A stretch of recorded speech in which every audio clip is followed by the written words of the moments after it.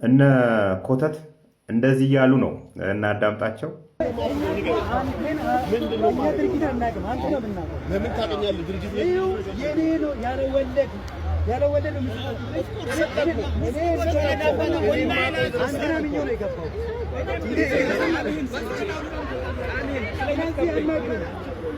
እንግዲህ አንተም ብዬ ነው አንተን ስለማቅ ነው የሰጠሁት ብሩን ይለዋል። ለምን ታቀኛለህ?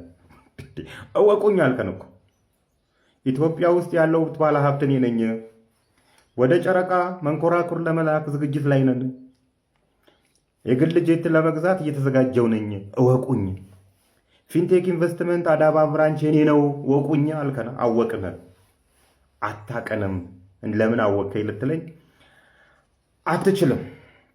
ለሁላችሁም ነው የሚሆነው። ደጋግሜ እንደምለው ከሁሉም መንሱር ይሻላል። ቢያንስ የተፈጠረውን ችግር ወደ አደባባይ ወጥቶ ለመናገር እየሞከረ ነው ያለው።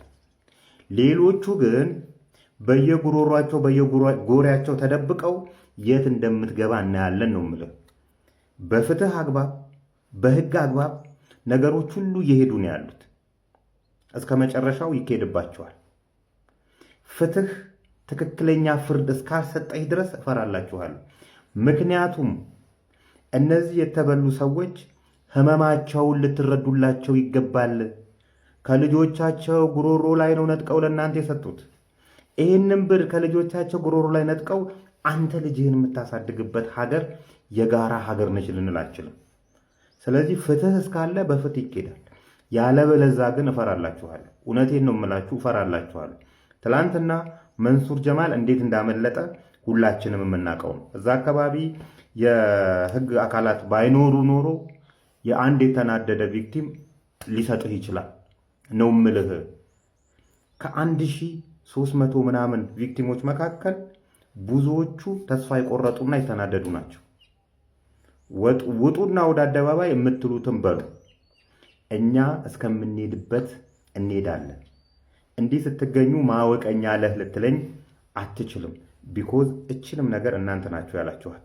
መኪኖቻችን ገብቷል። አዲስ አበባ ከስተመር እየጠበቀን ነው። እንግዲህ የእውነት በእውነት እያየናቸው ነው። እየተጫኑ ነው መኪኖቹ።